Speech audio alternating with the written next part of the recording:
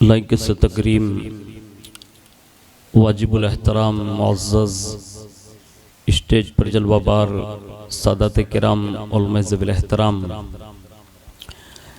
बिलखुसूस गिरामी क़द्र बुलबुल बाग़ रिसालत मद्दाह रसूल हुज़ूर सैयदी सरकार सैयद नवाज़ बापू क़ादरी अल जिलानी दामत बरकातुहुल क़ुद्सिया अर्दिल अज़ीज़ हुज़ूर सैयदी सरकार सैयद मोहम्मद फ़िरदौस बापू क़ादरी अल जिलानी दामत बरकातुहुल आलिया बुलबुल बाग़ रिसालत गुलशन क़दरियत के महकते हुए फूल औलाद गौफ़ आज़म हुज़ूर सैयदी सरकार सैयद मोहम्मद आज़म या बापू क़ादरी अल जिलानी दामत बरकातुहुल क़ुद्सिया व दीगर बिरादरान इस्लाम ख़वातीन इस्लाम अस्सलामु अलैकुम व रहमतुल्लाहि व बरकातुहू।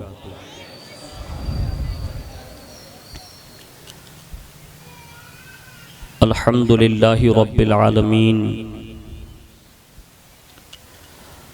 वल आक़िबतु लिल मुत्तक़ीन वस्सलातु वस्सलामु अला सय्यिदिल अंबियाइ वल मुरसलीन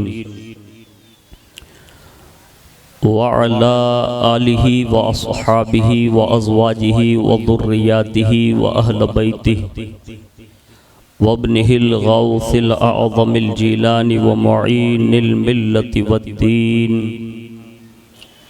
व शेखिल इस्लामी वल मुस्लिमीन अअलल हज़रतिल इमाम अहमद रज़ा व अला इबादिल्लाहिस सालिहीन अजमईन अम्मा बाद फ़अऊज़ु बिल्लाहि मिनश शैतानिर रजीम बिस्मिल्लाहिर रहमानिर रहीम इन्ना नहनु नज़्ज़लना ज़िक्र व इन्ना लहू लहाफ़िज़ून सदक़ल्लाहुल अज़ीम व सदक़ रसूलुहुन नबियुल अमीनुल मुख्तारुल करीम व नहनु अला ज़ालिका लमिनश शाहिदीन व शाकिरीन वल्हम्दुलिल्लाहि रब्बिल आलमीन। आइए सबसे पहले मज़हब अहले सुन्नत वल जमाअत यानी कि मसलक के आला हज़रत के कदीम दस्तूर के मुताबिक हम सब के आका व मौला हुज़ूर सरापा नूर सैयदना मुहम्मदुर रसूलुल्लाह सल्लल्लाहु ताला अलैहि वालिहि वसल्लम की बारगाह पुर नूर में जी लगाकर दुरूद पाक की नज़रें पेश कर लें। अल्लाहुम्मा सल्लि अला सय्यदना व मौलाना मुहम्मदिन मअदनिल जूदि वल करम व अला आलिहि व अस्हाबिहि व बारिक वसल्लिम। नबी और आले नबी पर एक बार और दिल की गहराइयों से दुरूद शरीफ पढ़ें। अल्लाहुम्मा सल्लि अला सय्यदना व मौलाना मुहम्मदिन मअदनिल जूदि वल करम व अला आलिहि व अस्हाबिहि व बारिक वसल्लिम। सलातुम व सलामुन अलैका या रसूल अल्लाह सल्लल्लाहु तआला अलैहि वालिहि वसल्लम। हुसूल बरकत व नजात के लिए नबी और आले नबी पर एक बार और मोहब्बत के साथ दुरूद शरीफ पेश कर लें। सल्लल्लाहु अलन नबिय्यिल उम्मी वालिहि सल्लल्लाहु अलैहि वसल्लम। सलातुम व सलामुन अलैका या रसूल अल्लाह सल्लल्लाहु तआला अलैहि वालिहि वसल्लम।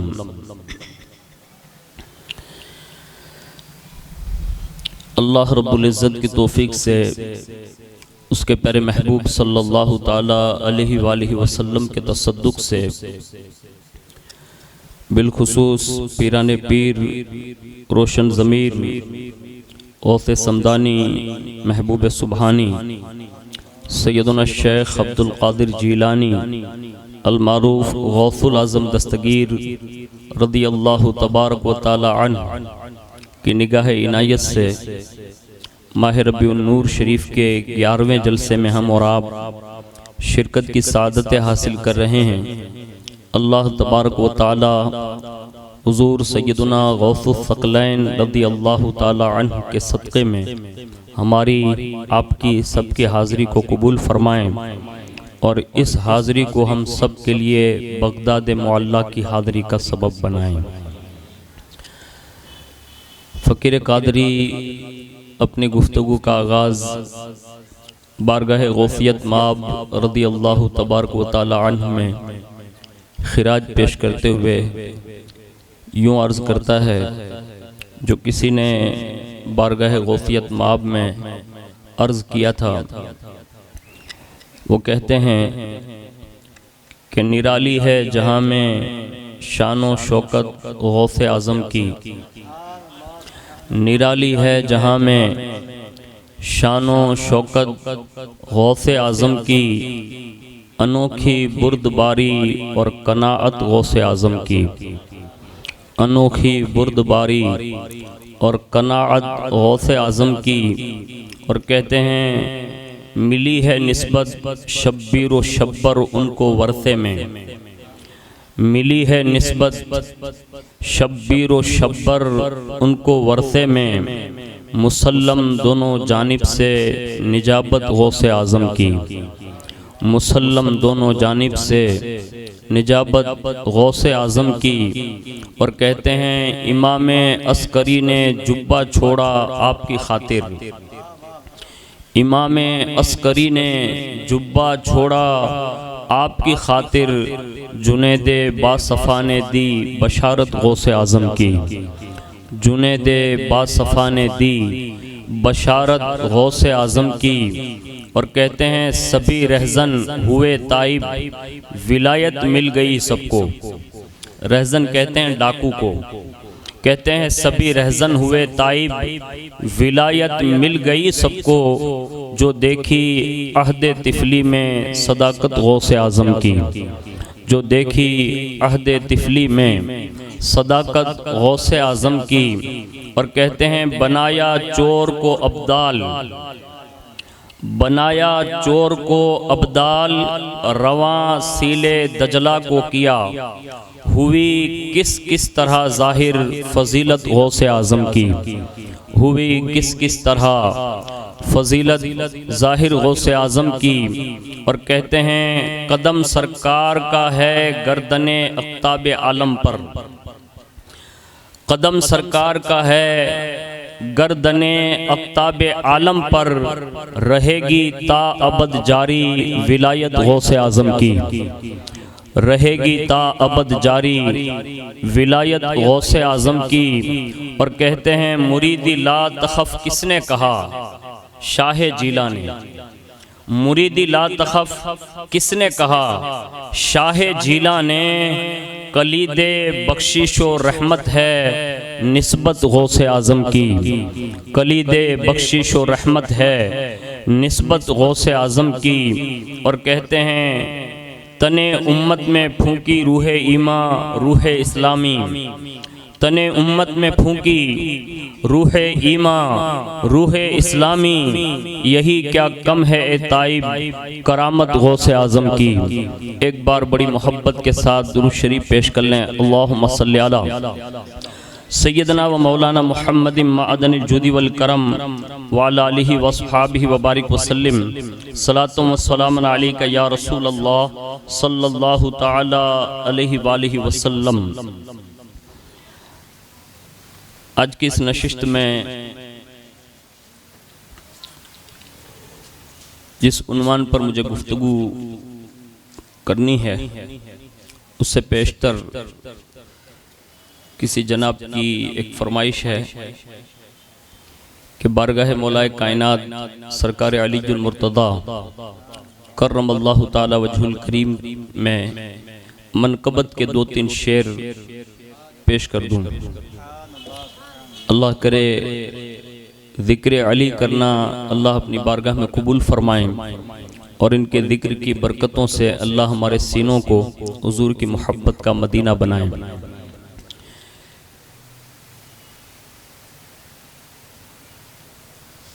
मुझ फ़कीर को ज़्यादा तर्ज नहीं आते, बाबा का ग्रुप है और दिल तो यही चाहता है कि उनसे ही नातें और मनकबतें सुनी जाएं, इसलिए कि घर की बातें जब घर वाला करता है ना तो बड़ी सुहानी लगती है। तो ये हुजूर का ख़ास करम है शहजाद गाने गौसे आज़म पर कि बड़ी दिलचस्प नातें सुनाते हैं।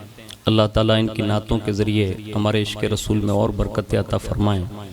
मैं उनकी तवज्जो के साथ यूँ सुने के एक सबक सुना रहा हूँ। अगर कोई आगे पीछे कुछ हो तो वो इस्लाह फरमा कर मेहरबानी करेंगे। तो मिलकर आप भी मेरा साथ देंगे इंशाअल्लाह और जिक्र अली करते हैं। अली अली अली अली, ऐसे नहीं, दोनों हाथों को बुलंद करके बोले सुभान अल्लाह, और जोर से बोले, इसलिए कि नाम ऐसा है कि मुर्दे के सामने लिया जाए तो दोबारा जिंदा हो सकता है। अरे जब उनके बेटे का नाम लेने से बंदा जिंदा हो सकता है तो उनके दादा का नाम लेने से नहीं हो सकता। तो और जोर से बोले, अर्धी पब्लिक पाछो हाथ ऊंचो करता भूलेगी, जोर से बोले माशाअल्लाह। अल्लाह आपके हाथों को सलामत रखे। अली अली अली अली अली अली अली अली,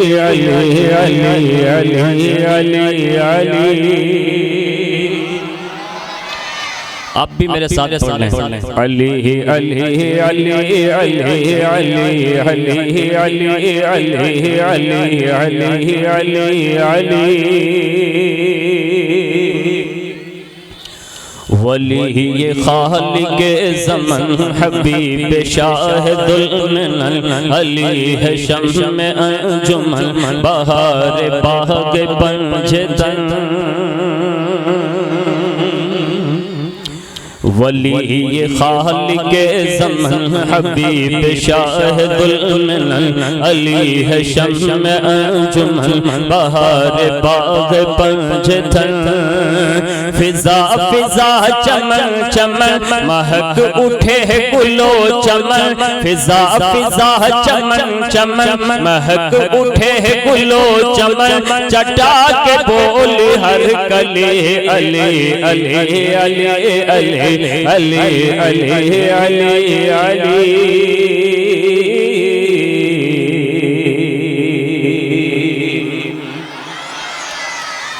और ये सरकार मौलाए कायनात का एक अजीम खासा भी है और उनकी शान करीमी यही है कि जब उनको तरबियत चढ़ाना था, परवान चढ़ाना था, कुदरत ने कितना निज़ाम बेहतरीन बनाया और किस शान से उन्हें परवान चढ़ाया। शायर कहते हैं, नबी की गोद में पले, ऐसे नहीं और मोहब्बत से सुभान अल्लाह चाहिए।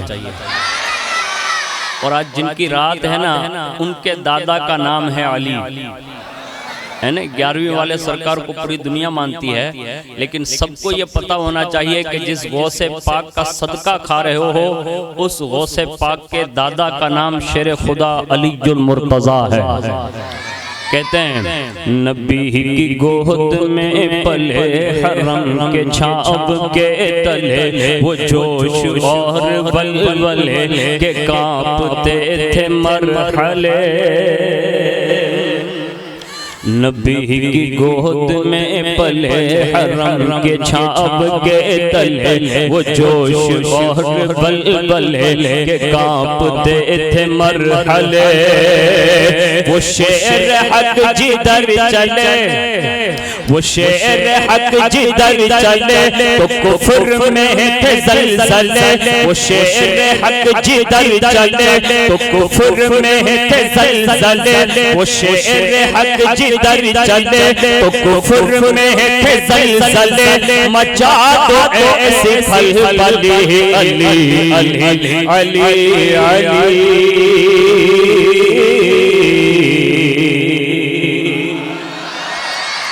और मौलाए कायनात का फैजान आज पूरी दुनिया पा रही है और सुबह क़यामत तक पाती रहेगी। और हमारा तो ईमान है कि हमारी नजात भी होगी ना तो ये भी मोहब्बत अलीजुल मुर्तज़ा में होगी। उनका फैजान बड़ा आम है। शायर कहता है, अली शहे अनाम है, अली का फैज़ आम है। अली शहे अनाम है, अली का फैज़ आम है। अली का जो गुलाम है, अली अली से काम है। अली शहे अनाम है, अली का फैज़ आम है, अली का जो गुलाम है, अली अली से काम है। ये नग़्मा सुबह शाम है, ये नारा गाव है, ये नग़्मा सुबह शाम है, ये नारा गाव है। इसी से हर बला टली, अली अली अली अली अली अली अली।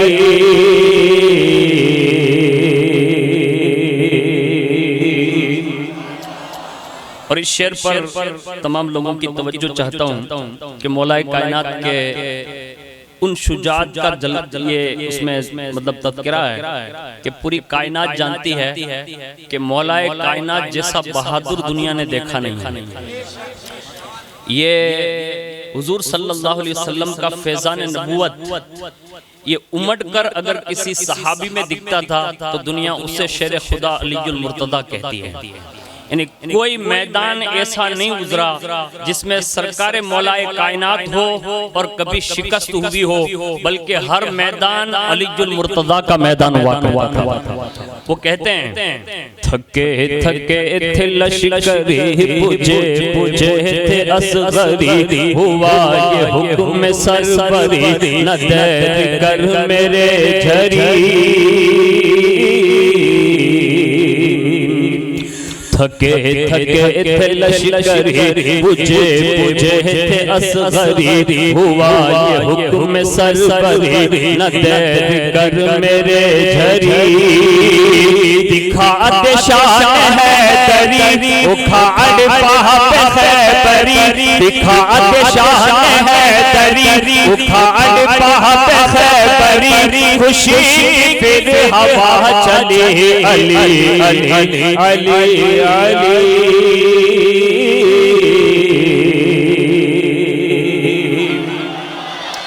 एक मरतबा बड़ी मोहब्बत से दुरूद शरीफ पढ़ लें। अल्लाहुम्मा सल्ली अला सय्यदना मौलाना मुहम्मदिन मअदनिल जुदी वल करम व अला आलिहि व अस्हाबिहि व बारिक वसल्लम। सलातु व सलामुन अलैका या रसूल अल्लाह सल्लल्लाहु तआला अलैहि व आलिहि वसल्लम। कुरान अज़ीम की एक बहुत ही मशहूर व मारूफ आयत करीमा आपके गोश गुजार करने की सादत हासिल की है, जिसमें अल्लाह रब्बुल इज़्ज़त ने इरशाद फरमाया इन्ना नहनु नज़्ज़लना ज़िक्र व इन्ना लहू लहाफ़िज़ून। बेशक हमने उतारा है ये कुरान और बेशक हम खुद उसके निगहबान हैं।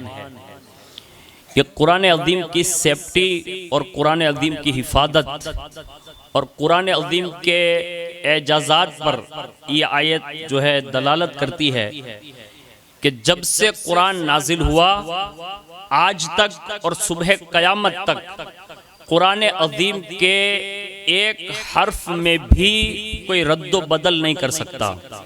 ये अल्लाह रब्बुल इज़्ज़त ने अपनी हिफाजत में और अपनी जिम्मेदारी में इसका ऐलान फरमाया और इसकी हिफाजत का जिम्मा रब्बे करीम ने खुद लिया। दिगर कलाम जिसको आप यूं कह लें तौरात, ज़बूर, इंजील, सहाइफ तकरीबन 114 के करीब ये टोटल मिला के ये सहीफे और किताबें नाजिल हुई। उसमें 4 किताबें जो बड़ी मशहूर है, तमाम सहाइफ को अगर देखें तो तौरात, ज़बूर और इंजील में यानी सारे समेट लिए गए और इन 3 किताबों को अगर किसी एक किताब में समेटा गया तो उस किताब का नाम है कुरान मजीद, जिसको अल्लाह रब्बुल इज़्ज़त ने अपनी शान के मुताबिक अपने महबूब सल्लल्लाहु ताला अलैहि वसल्लम के सीने नूर पर नाजिल फरमाया। और इसकी कद्र और इसकी अहमियत का अंदाजा इससे लगाइए। एक जगह पर अल्लाह रब्बुल इज़्ज़त ने इरशाद फरमाया या अय्युहन नास क़द जाअतकुम मौइदतुम मिर रब्बिकुम व शिफाउल लिमा फिस सुदूर व हुदम व रहमतुल लिल मुमिनीन। फरमाया ए लोगो, तुम्हारे पास तुम्हारे रब की तरफ से नसीहत आई और दिलों की सेहत और हिदायत और रहमत ईमान वालों के लिए। मुफस्सिरीन फरमाते हैं कि हुजूर सल्लल्लाहु अलैहि वसल्लम का आना और हुजूर के तवस्सुल से कुरान मजीद का नुज़ुल होना ये मोमिनों के लिए नसीहत भी है, सीहत भी है, हिदायत भी है और रहमत भी है। यानी पूरी कायनात में उम्मत मुस्लिमा जहां कहीं भी बस रही है, अगर ये कोई नसीहत कर रहा है, कोई हिदायत का काम कर रहा है, कोई सेहतमंदी के लिए काम कर रहा है, कोई रहमत का हिस्सा पा रहा है, तो वो कोई और जरिया नहीं बल्कि ये अल्लाह की किताब कुरान अज़ीम ही से ही पा रहा है। ये कुरान का खास वस्फ है। एक दूसरा वस्फ अर्ज कर दूं कि कुरान अज़ीम की फसाहत, बलागत उस जमाने में मशहूर हुई जिस जमाने में अहले जबान लोग रहते थे दुनिया में, जिसको अरबी कहते हैं। यानी अरब के उस दौर में जहां बड़े बड़े शुअरा फिल बदी कलाम कर मतलब लिख लिया करते थे और अशार कह लेते थे, पर अशार कहना इतना आसान नहीं। अभी बाबा ने एक जिक्र किया, उनका कलाम सुनाया। अल्लाह ताला से दुआ करनी चाहिए कि अल्लाह ताला शहजादगान गौसे आजम के कलम में और मजीद बरकतें अता फरमाएं और ये कलाम लिख लिख कर अपने नाना जान सल्लल्लाहु अलैहि वसल्लम की तारीफ सुनाकर वो हमारे दिलों को मुज़य्यन करते रहें। कलाम कहना इतना आसान नहीं होता, शेर व शायरी इतनी आसान नहीं होती, लेकिन ये अहले ज़बान लोग थे, किसी मजमे में खड़े हो जाते 150 हजार अशार फिल बदी यानी फौरी तौर पर बनाकर वो सुना देते थे। इतने बड़े अरबीदार लोग उस जमाने में चैलेंज बनाकर अल्लाह ने कुरान अज़ीम का नुज़ूल फरमाया। इसलिए आप देखिए जितने कुफ्फार और मुशरिकीन ने हुजूर का विरोध किया, उसमें किसी ने मजनू कहा, किसी ने माज़अल्लाहि रब्बिल आलमीन शायर कहा, किसी ने काहिन कहा, बहुत कुछ कहा, लेकिन कुरान के मद्दे मुकाबिल उनसे ये काम न हो सका। कुरान ने चैलेंज दिया, एक आयत बना कर लाओ, एक सूरत बना कर लाओ, और कहा सबको ले आओ, सब मिलाकर भी कुरान अज़ीम के मद्दे मुकाबिल एक आयत भी बनाकर नहीं ला सकते। यानी ये उस जमाने का चैलेंज है, आज भी है और सुबह कयामत तक रहेगा कि दुनिया की कोई किताब कुरान अज़ीम के मद्दे मुकाबिल हो नहीं सकती। ये कुरान का एजाज है। हुजूर के तवस्सुल से अल्लाह ने ये उम्मत को जो कुरान देना था तो इसको नाजिल हुजूर के सीने पर यानी दिल पर फरमाया। अब इसको हम और आप इतना सस्ता और सादा समझ रहे हैं कि जैसे मोबाइल में हमारे नहीं मैसेज आ जाता है, बस यही समझ रहे हैं। ऐसा नहीं है, बल्कि कुरान अज़ीम की शान ये है, अल्लाह का कलाम है और उसका रौब ये है, उसका दबदबा ये है कि कुरान अज़ीम में एक जगह अल्लाह फरमाता है कि अगर हम इसे पहाड़ पर नाजिल करते तो फरमाया ये पहाड़ रेजा रेजा हो जाता, यानी बर्दाश्त नहीं कर पाता। तो पता ये चला जो पहाड़ जैसी ताकतवर चीज भी कुरान अज़ीम को बर्दाश्त नहीं कर सकती, उस कलाम को हुजूर ने अपने सीने अक़दस पर लिया। यानी हुजूर ने इसको बर्दाश्त किया, तकलीफ सही। ये इतना आसान नहीं है। सहाबा बयान फरमाते हैं कि जब हुजूर पर वही का नुज़ूल की कैफियत हम देखते तो हमें कभी कभी हुजूर की कैफियत पर तरस आने लगता। बाद साहबा फरमाते कभी हुजूर अपना सरे अनवर हमारी जानू पर रखते और अगर एंड उसी हालत में अगर वही आ जाती तो हमें ऐसा लगता जैसे किसी ने कोई बड़ी वजनी चीज हमारे रान पर रख दी हो। इतना वजन सरे अनवर लेने वाले को होता। ये सारी की सारी तकालीफ हुजूर ने सिर्फ अपनी उम्मत की खैर खाही के लिए बर्दाश्त फरमाई। और दूसरा कमाल सुनिए, अब दुनिया की कोई किताब ले लें, यहाँ तक के ज़बूर, इंजील, तौरात के बारे में भी ये लिखा है, वो किसी को ज़बानी याद नहीं होती थी। यानी जितने भी पैगंबर होते उनको याद होती, उसके सिवा उम्मतियों को याद नहीं होती। चंद गिने चुने लोग हैं जिनसे वो तिलावत करवा लेते थे, लेकिन हिफ्ज ये पॉसिबल नहीं था। लेकिन हुजूर के सदके में अल्लाह ने हुजूर की उम्मत के बच्चों के लिए आसानी फरमा दी। आज हजारों की तादाद में हुजूर के उम्मत के बच्चे हाफिज़े कुरान नजर आते हैं। ये हुजूर का खास वस्फ है जो कुरान अज़ीम मुंतकिल होकर उम्मत के बच्चों में जो है सीने पे मुंतकिल हो रहा है और ये डायरेक्ट दिल पर उतरता है। और इसको मौलाना तो खाली सुनते हैं और पढ़ाते हैं, याद करवाना इमाम साहब का काम नहीं है, मुदर्रिस का काम नहीं है। इसको डालने के लिए डायरेक्ट अल्लाह ने फरिश्ता मुकर्रर किया है कि वो डायरेक्ट हुजूर के सीने से लेकर बाकायदा हुजूर के उम्मत के बच्चों के सीनों में मुंतकिल कर देता है। ये कुरान का एजाज है। आज भी पूरी दुनिया में अगर सबसे ज्यादा बेहतरीन लुत्फ अंदोज कोई कलाम है तो उससे कुरान मजीद कहते हैं। अब ये उम्मत की ज़बो हाली है कि हमने कुरान को सिर्फ तीजे के लिए समझा, चहलुम के लिए समझा, बरसी के लिए समझा, फातिहा के लिए समझा। हालांकि कुरान सिर्फ फातिहा खानी के लिए नहीं है, बल्कि दुनिया की जितनी कामयाब कौमें हैं आप उनसे उठाकर देखिए, वो कुरान के किसी न किसी नुस्खे के ऊपर अमल कर रहा है और इसी बुनियाद पर कामयाबी उनका मुकद्दर बनी हुई है, वरना कामयाबी कहीं और से मिल ही नहीं सकती। ये कामयाबी अल्लाह ने कुरान के साथ वाबस्ता रखी है। आप कहेंगे क्या ये अहले हुनूद, नसारा, ये यहूदी ये भी इसी से कामयाब हैं? आप जितना और हम जैसे लोग भी कुरान जितना नहीं पढ़ते ना, उससे करोड़ों दर्जा वो कुरान पर तहकीकात कर रहे हैं। हमें नहीं मालूम, ये हमारी कमजोरी है कि हम कुरान को समझ नहीं पाए और अभी तक कमा हक कहूँ जैसा उसको पढ़ना और समझा कर उम्मत तक पहुंचाना था ना, ऐसा हमने किया नहीं। वरना जिन्होंने कुरान पढ़ा है उनसे पूछो, आज भी सदाकत की दुनिया में खलीफा अव्वल जैसा, सिद्दीक अकबर जैसा कोई निगहबान नहीं बता सकता। ये कुरान पढ़े हुए लोग हैं। अब फारूक आजम जैसा सियासतदान नहीं बता सकते। यानी माशी निजाम संभालने के लिए हजरत उस्मान गनी जैसा बैंक बैलेंस करने वाला नहीं, यानी पैसा जमा करके उम्मत को काम लगवाने वाला और उमूर को अच्छे अंदाज में अंजाम देने वाला कोई नहीं बता सकता।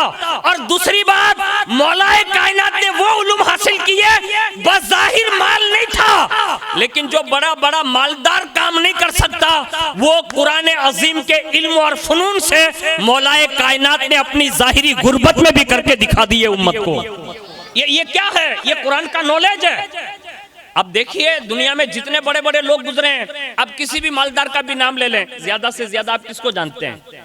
ये अंबानी, अडानी, क्या नाम है, यही लोगों को जानते हैं लोग, बड़े मालदार लोग। यानी दुनिया इसको मतलब बता रही है। मैं आपको एक एग्जांपल देता हूं। किसी भी दुनिया के मालदार को ले आओ और किसी भी मालदार को लेने के बाद किसी मैयत के सामने खड़ा करके बोलो कि इसको जिंदा कर दे। साइंस पढ़ा हुआ हो, टेक्नोलॉजी पढ़ा हुआ हो, यानी कोई भी मतलब चैप्टर पढ़ा हुआ हो। एजुकेशन का मैंने जब सर्वे किया ना कि दुनियावी एजुकेशन में 100 पार्ट है, यानी अलग अलग, उसमें किसी का 1 साल का कोर्स है, किसी का 2 साल का है, किसी का 3 साल का है, ज्यादा से ज्यादा 5 साल तक है, बस उससे ज्यादा नहीं। दुनिया का कोई भी बंदा किसी मुर्दे को जिंदा नहीं कर सकता, ये कंफर्म है। लेकिन वाह, अल्लाह रब्बुल इज्जत ने जिनको कुरान का नॉलेज दिया, अगर वो गौसे पाक माँ के पेट में 17 पारे पढ़ लें तो बचपन में भी मुर्दों को जिंदा करते हुए नजर आते हैं। ये आम बात है, यानी हमारी कौम का बच्चा जानता है इसको। गौसे पाक ने कहीं इंग्लिश नहीं पढ़ी, कहीं साइंस नहीं पढ़ी, कहीं संस्कृत नहीं पढ़ी, मैं उसका मुखालिफ भी नहीं, हम लोग खुद स्कूल चलाते हैं। लेकिन एक बात अर्ज कर रहा हूं, आज हमने जिसको जरूरी नहीं समझा वो इतना ताकतवर है, इतना ताकतवर कलाम है कि उसको पढ़ने वाले मुर्दे को ठोकर मारते हैं ना तो जिंदा हो जाते हैं। एक मिसाल और आसान दे देता हूँ। शहजाद गाने, गौसे पाक, दिलवा फिगन है और दिगर सादात भी बैठे हुए हैं। जैसे मेरे वालिद साहब की तबीयत खराब हो जाए तो हम लोग क्या करते हैं, किसी सैयदजादे को उठा कर ले आते हैं कि बाबू सूरे यासीन पढ़ें, ये कराते हैं ना।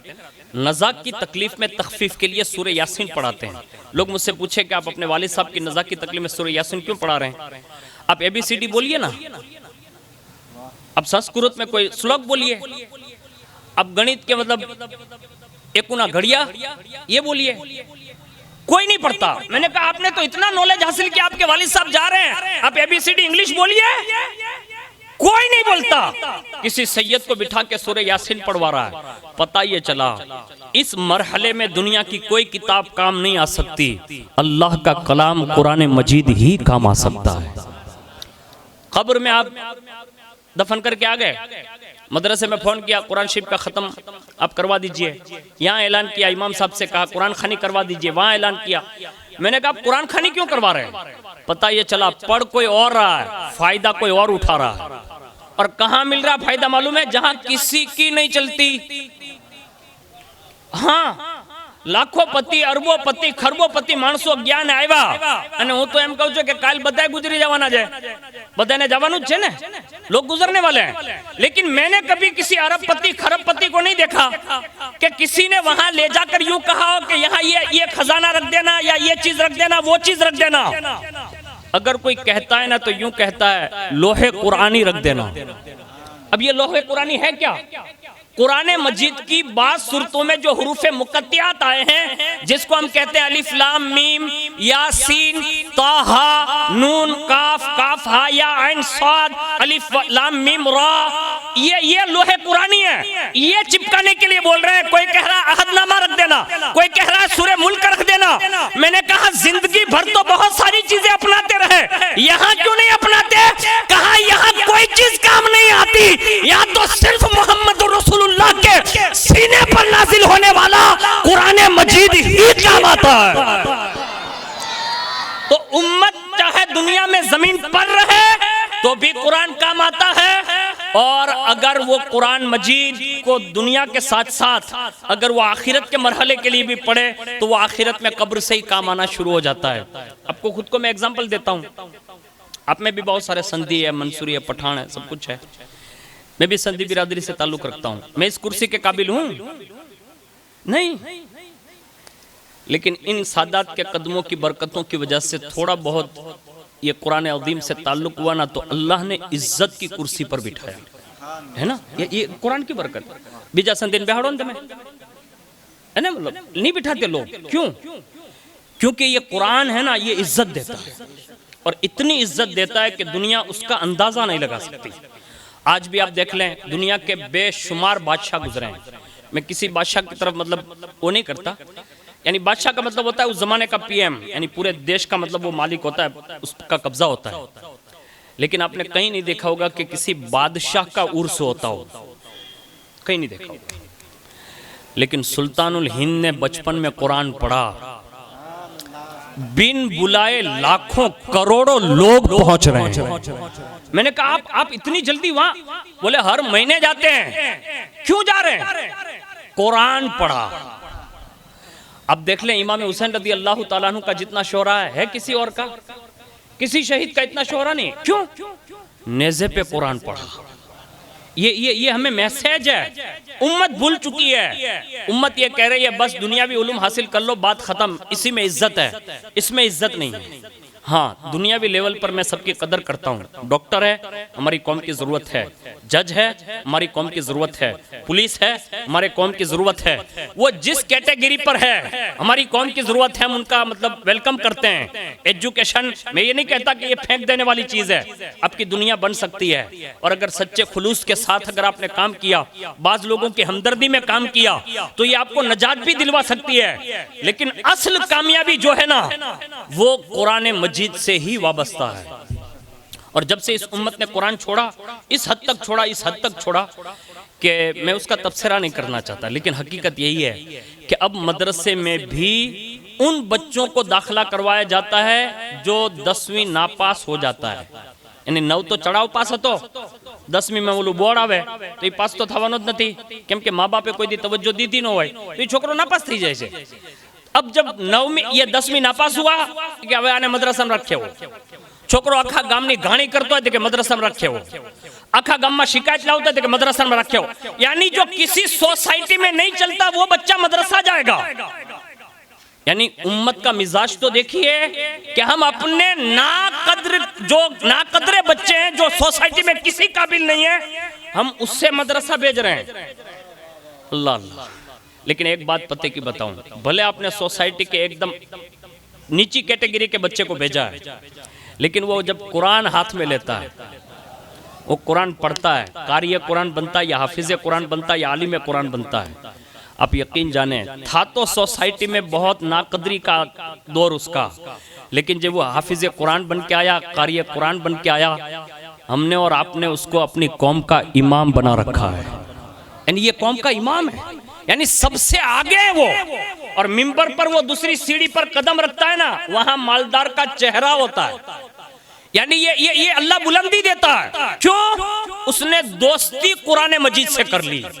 यानी नाकदरी का दौर सोसाइटी वाला था, अब कुरान पढ़ के आया ना तो हर कोई सलाम भी कर रहा है, दस्तबोसी भी कर रहा है, और दुआ मांगते हैं तो कहते हैं इमाम साहब हमारे लिए भी दुआ कीजिए। ये इज्जत है।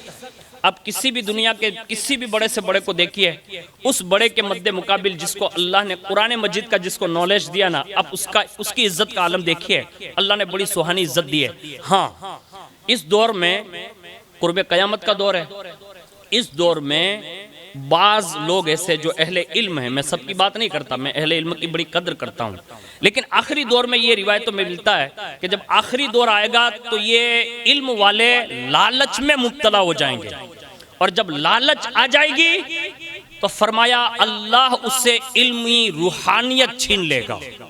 आज ये दौर है, मैं मना नहीं करता, लेकिन उसने जो इल्म हासिल किया अगर वो लालच ना करता तो आज भी उसे इज्जत की निगाह से ही देखा जाएगा। ये अल्लाह उसके रसूल का फरमान है और उन्होंने इज्जत दी है। मैं कुरान पर बात कर रहा था कि कुरान जिसने खुलूस के साथ पढ़ा अल्लाह ने उसको इज्जत दी है। आज भी दुनिया में अगर कोई कामयाब है तो सिर्फ कुरान की वजह से है। अब कहेंगे कोई ऐसी मिसाल है जिन्होंने कुरान पढ़ा तो नहीं है फिर भी इज्जत वाला हो तो आप उसे क्या कहेंगे? मैं कहूंगा कि उसके पस्से पर्दा देखिए आप, यानी उसकी पीठ के पीछे किसी ना किसी कुरान वाले का सपोर्ट जरूर होगा, यानी उसकी पीठ के पीछे कहीं ना कहीं कुरान है। और ये दुनिया की सैकड़ों मिसालें पेश कर सकता हूं। मैं चंद बातें कुरान अज़ीम के उस असरात पर, अल्लाह करे आपको भी ये जहन मिल जाए। मेरा मेन मकसूद ये है कि ईद मिलादुल नबी के जलसे में अलग अलग टॉपिक और उन्वान इस हवाले से इसलिए हम लोग मतलब इंतखाब करते हैं ताकि उम्मत को काम की बातें पहुंच जाएं। तो उसमें से एक ये है कि इसकी फसाहत और इसकी बलागत ये अरब के लोग बाकायदा तस्लीम कर चुके थे। उसमें से एक बंदा है जिसके बारे में ये लिखा है, जिसका नाम है हजरत जुबैर बिन मुतइम, जो अरब के फुसहाए अरब में शुमार किए जाते थे। एक दिन वो हुजूर की खिदमत में हाजिर हुए और सरकार सल्लल्लाहु अलैहि वसल्लम नमाज फज्र में सूरे तूर की तिलावत फरमा रहे थे और जुबैर इब्ने मुतइम कलाम रब्बानी को बगौर सुनते रहे। जब आप पहुंचे, इन्न अज़ाब रब्बिका लवाक़ि मा लहू मिन दाफ़ि, बेशक तेरे रब का अजाब जरूर होना है, इससे कोई टालने वाला नहीं। जब उन्होंने ये आयत सुनी तो वो फरमाते हैं कि मुझे ऐसा महसूस हुआ कि जैसे अभी इसी वक्त अल्लाह का अजाब मेरी तरफ आ रहा हो, और खौफ से जिस्म का बाल बाल बाकायदा खड़ा हो गया और लरजने लगा।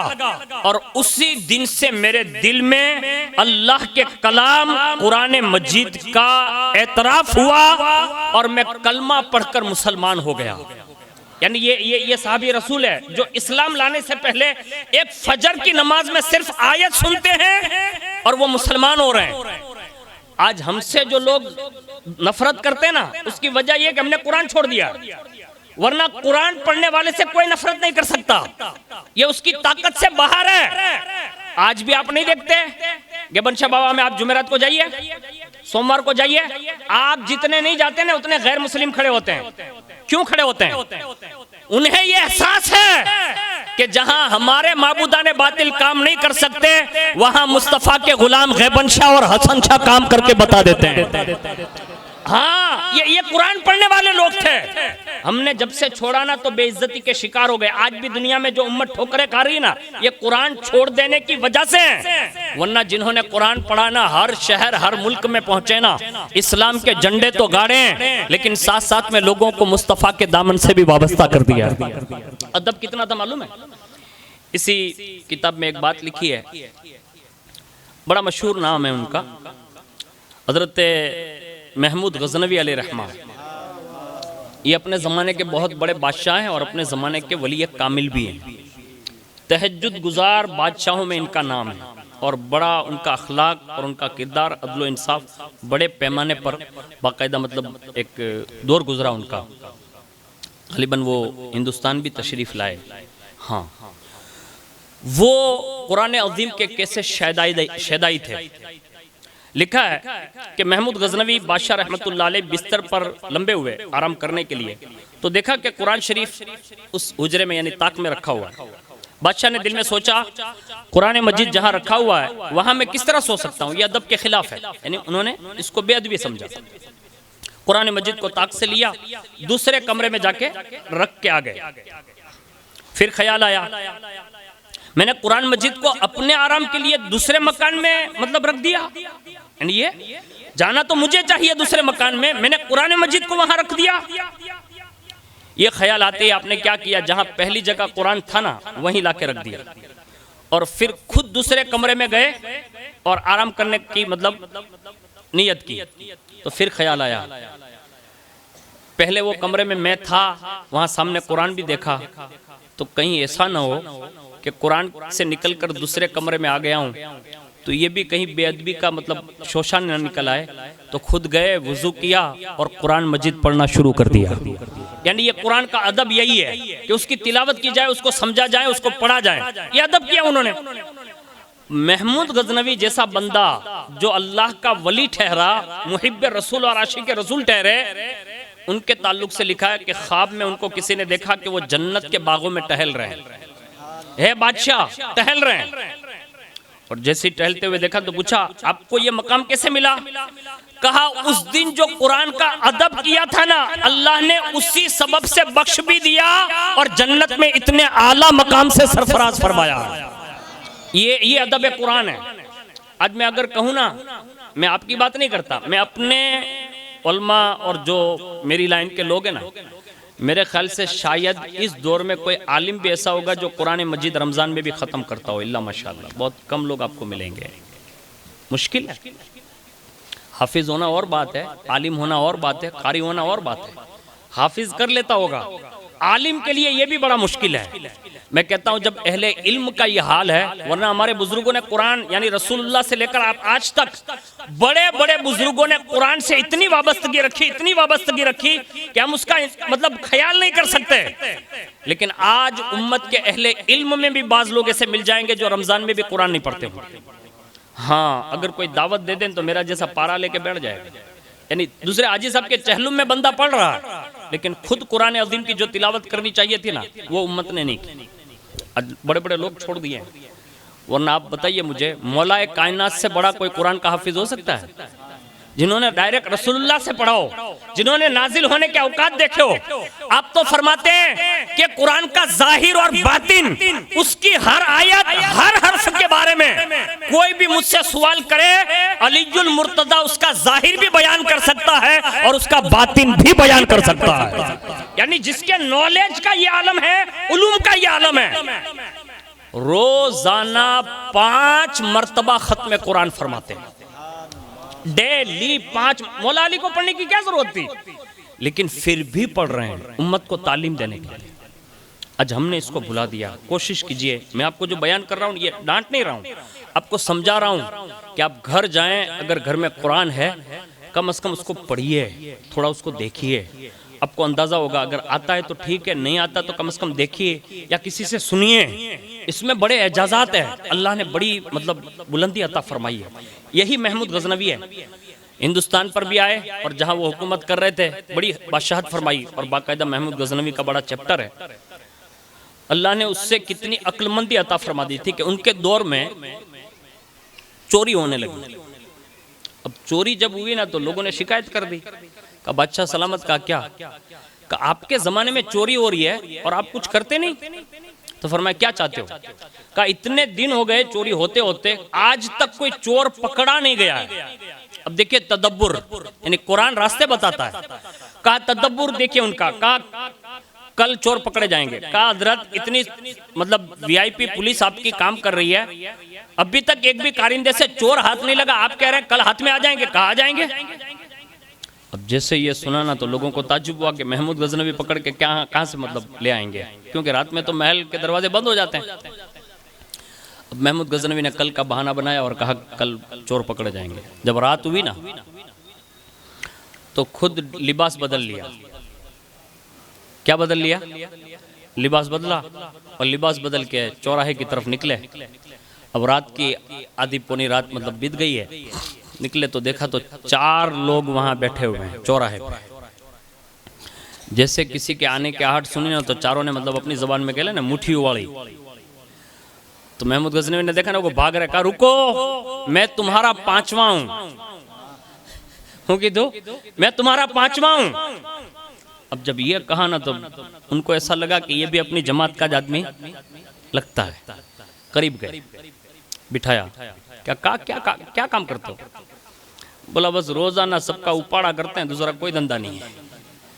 हाँ, उस जमाने में लोग रात में चोरी करते थे, आज दिन दहाड़े लोग चोरी कर रहे हैं। हाँ, लेकिन कोई महमूद हमारे पास नहीं रहा। हाँ, इसलिए कि जो बड़े मनसब पर होता है वही सबसे बड़ा चोर निकलता है। हाँ, तो ये महमूद गजनवी का तदब्बुर था। कहा मैं तुम्हारा पांचवा हूं, बैठो क्या धंधा करते हो? कहा चोरी। आज तक पकड़े नहीं गए। बादशाह महमूद गजनवी का दौर चल रहा है, आपको मालूम नहीं? इतना अदलो इंसाफ का पैकर है, हाथ कटवा देगा, फांसी दिलवा देगा। कहा पकड़ाएंगे तो होगा ना, चोर भी कितने होशियार। अब जैसे ये सुना ना तो दिल पे बात लगी, तो कहा तुम इतने सालों से चोरी कर रहे हो, अभी तक पकड़े नहीं गए, तो कोई कमाल है? कहा बड़ा कमाल लगते हैं, लेकिन आज तक किसी को पता नहीं चलने दिया। तो कहा मुझे तो बता दो, यानी तुम्हारा कमाल मुझे काम आ जाए, मेरा कमाल तुम्हें काम आ जाए। तो पहला बोला આપણું કમાલ ઈ છે કે કુતરા બહતા હોય ને તો આપણે કહી દઈએ કે આ જ બોલે, यानी કુતરાની ભાષા સમજતો હતો। राजकोट में मेरे ख्याल से कितने हजार मुसलमान रहते हैं? लाखों रहते होंगे ना, लाखों मुसलमान रहते हैं। कुतरो हूं बोले आपने समझी नहीं, उस जमाने के चोर ये समझते थे। आज तो हम लोग आज तक मन की बात नहीं समझ सके। हाल ये है, आज का मुस्लिम ये नहीं समझ सका कि ये मन की बात में बोलते लोग क्या है। थोड़ी आंखें खोलने की जरूरत है कि हमें करना क्या चाहिए अब इस दौर में। लेकिन वो पहले के लोग थे ना, का कुत्ते की जबान जानता हूं, कुतरो भंगतो है तो कह दो कि आज बोले। महमूद गजनवी ने कहा बड़ा कमाल का आदमी है भाई। अच्छा, दूसरे से पूछा तो बोलता है, बोले बादशाह सलामत, रात ना अंधारा में कोई ने एक फेरी जोई लो तो दिवस ना अंजवाड़ा में कह दो कि तू जतो। तो बादशाह ने कहा ये भी आपकी मतलब कमाल है। तीसरे को पूछा तेरा, कि गम्मे हवेली में અમે પડાવ નાખીએ, આમ ઊંઘી લઉં ને તો કહી દઉં કે આજ રૂમમાં ખજાનો દાટેલ છે। અહીંયા રાજકોટમાં કોકને એવો શરમ મળી ગયો હોય ને તો સુપડા સાફ થઈ જાય। ये उस जमाने के चोर है, बा कमाल चोर जिसको कहा जा सकता है। अब जैसे उसने मतलब ये तबसरा किया तो चौथे से पूछा आप, तो कहा मेरा कमाल ये है कि कितनी भी ऊंची दीवार हो ना, ये तीनों को मुझे पलटाना हो, मतलब ठेकवाना हो, तो मेरा मतलब चुटकी का काम है। ऐसा कहा? का बड़ा कमाल है आपका। अब ये चारों ने तो सुन लिया, अब ये थे पांचवें, उन चारों ने सवाल किया आपका भी कोई कमाल है, आप भी हमारे आदमी है? तो कहा मेरा कमाल तुम चारों पर भारी है। क्योंकि बादशाह थे, तदब्बुर कुरान से इतना मतलब लगाव था और हुजूर के बड़े आशिक थे। क्योंकि इनको सुधारना भी था ना, पकड़ना तो था लेकिन सुधारना था, कौम को बचाना था। तो क्या कहा मालूम है? कहा मेरा कमाल तुम सब पर भारी। कहा कैसे? कहा अगर चारों तुम पकड़े जाओ, कहा हाँ, और फांसी लगने वाली हो, कहा हाँ, कहा अगर मैं ऐसे सर का इशारा कर दूं ना तो तुमको छुड़ा सकता हूं। तो बोला बधाए चारों कीधु मुसाफो करो ही गए आपणे मळो कामनो माणस मळी गयो छुटकारा। अब ये बंदा मिला, पांचों मिल गए। अब तो रात में मीटिंग, कब करना क्या? अभी रात तो आधी पौनी तो बीत गई, कब करना क्या? पहले बड़े बड़े मालदारों के यहाँ जाते थे, आज बादशाह महमूद गजनवी के वहां हाथ डालेंगे। बादशाह साथ में है, उसी के यहाँ चोरी करेंगे। कमाल मिला ना, उनके चारों में तो ये था, लेकिन अब ये पांचवा कमाल देखा तो इनकी समझ ये थी कि अब वहां हाथ मारेंगे। बादशाह ने कहा कोई बात नहीं, चलते हैं। अपनी हवेली में ले गए, ले जाइए अपने कोई। लेकिन ये अहले दिल लोग थे जिनको अल्लाह ने ये तदब्बुर दिया था कि ऐसे लोगों को भी यूं सुधारा जा सकता है।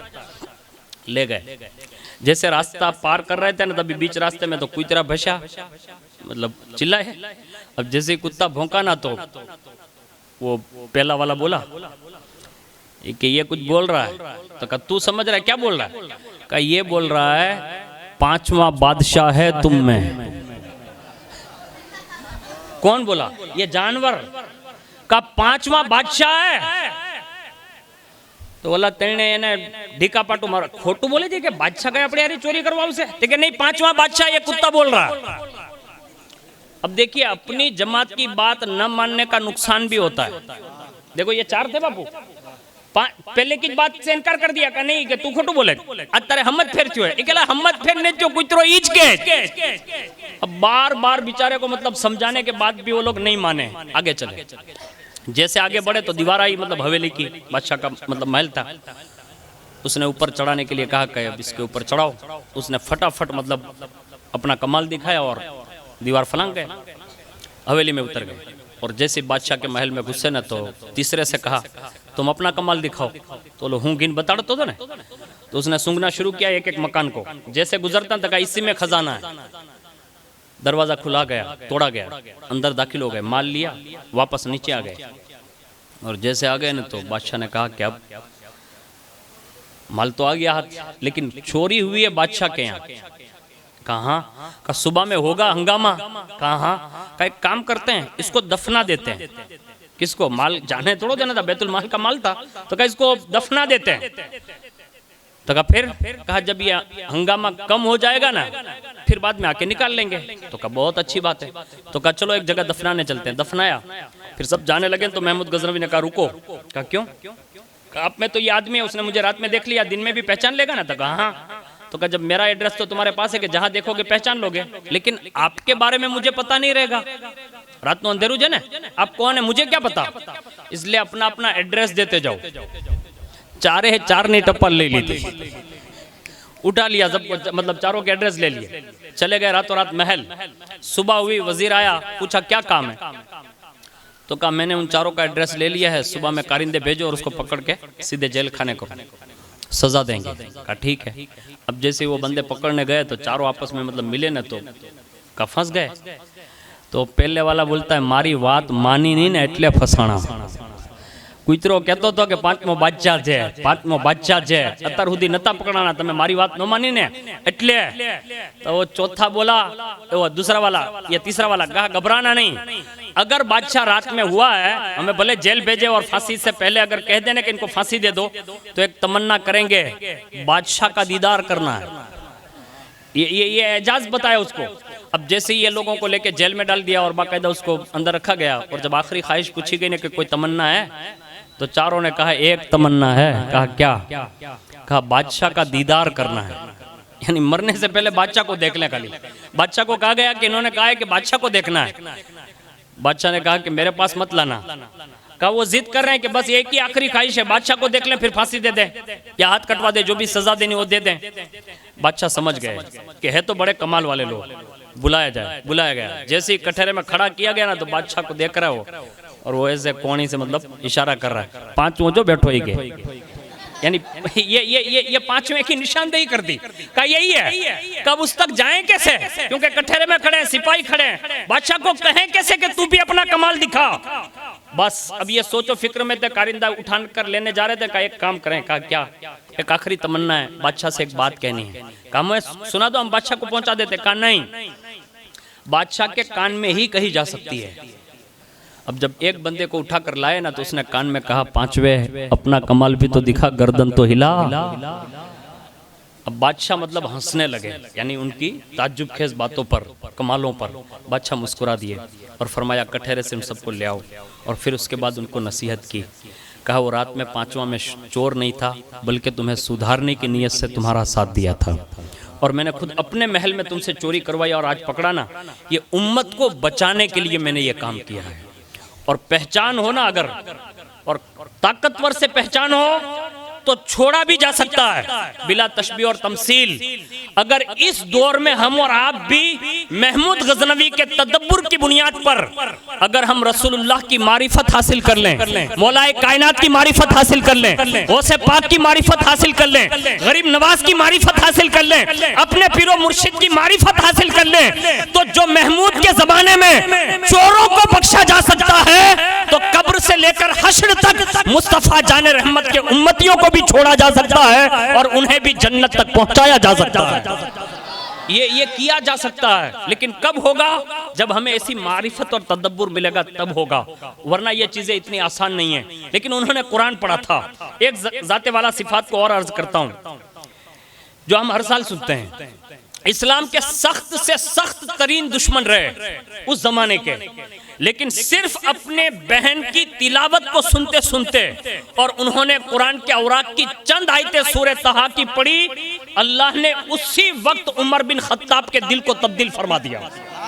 ये कायनात का बहुत बड़ा मरहला है कि एक सख्त दिल भी अगर मौम हो सकता है तो वो कुरान मजीद की तिलावत से हो सकता है। और वो भी बहन को कुरान पढ़ते सुना, बहन ने तरगीब दिलाई और खुद ही इशारा किया और औराक दिए, और कुरान पढ़ते पढ़ते उमर बिन खत्ताब कुफ्र से निकलकर इस्लाम की दहलीज पर आ गए।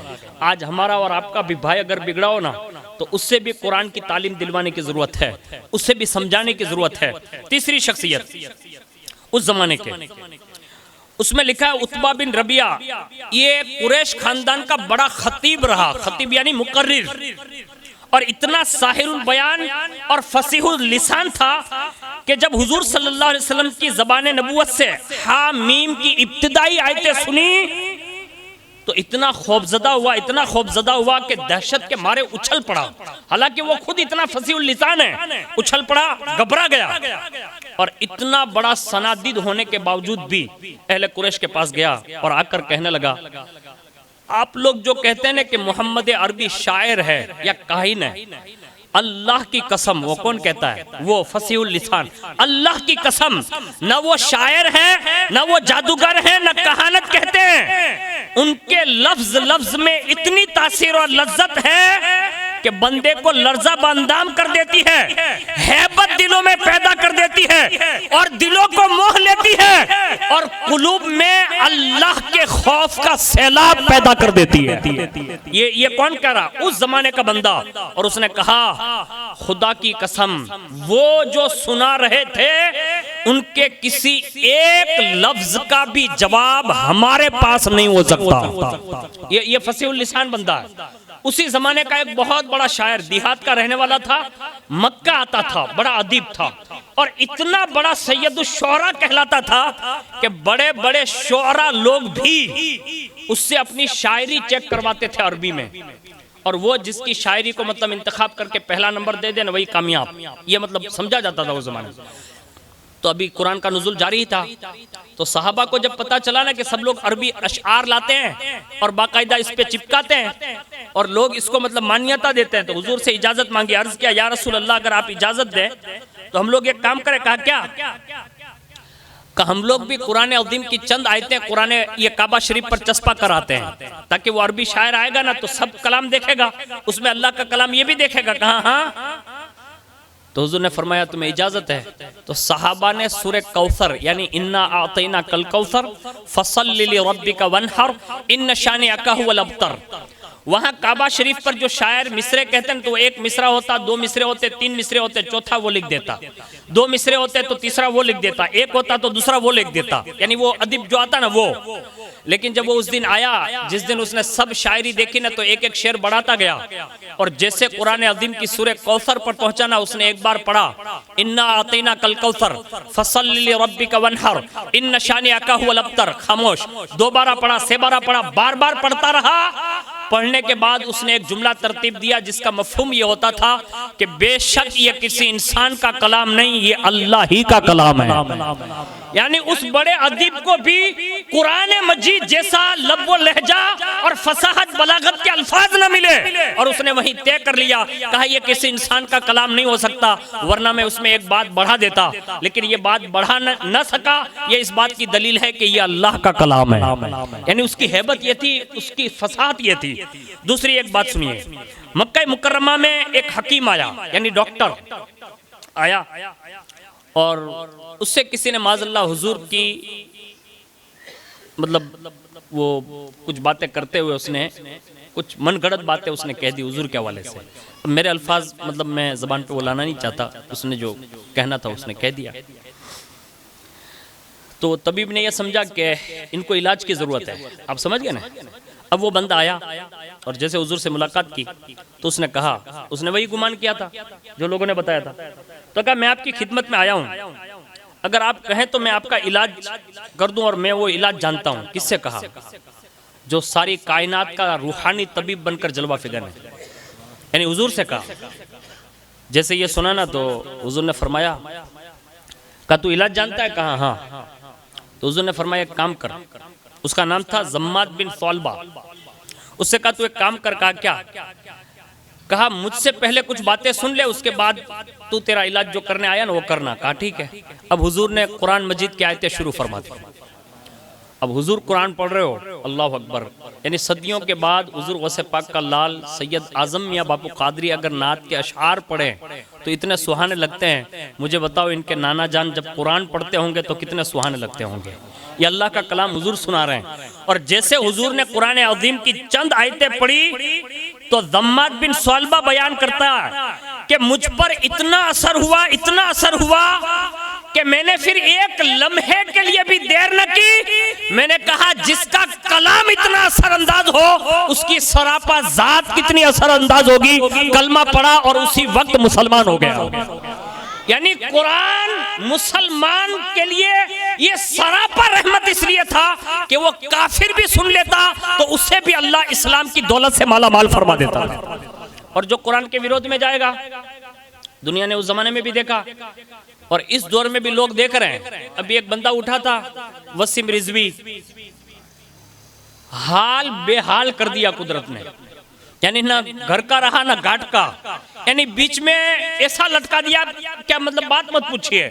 यानी कुरान की चंद आयतों के बारे में खाली बकवास कर लें और माज़अल्लाह हुजूर के खिलाफ अगर वो किताब लिख लें तो कुदरत इतनी बड़ी सजा देती है कि उनकी सोसाइटी से भी निकाला और बना मुस्लिम के उसमें आता था वहीं से भी निकाला।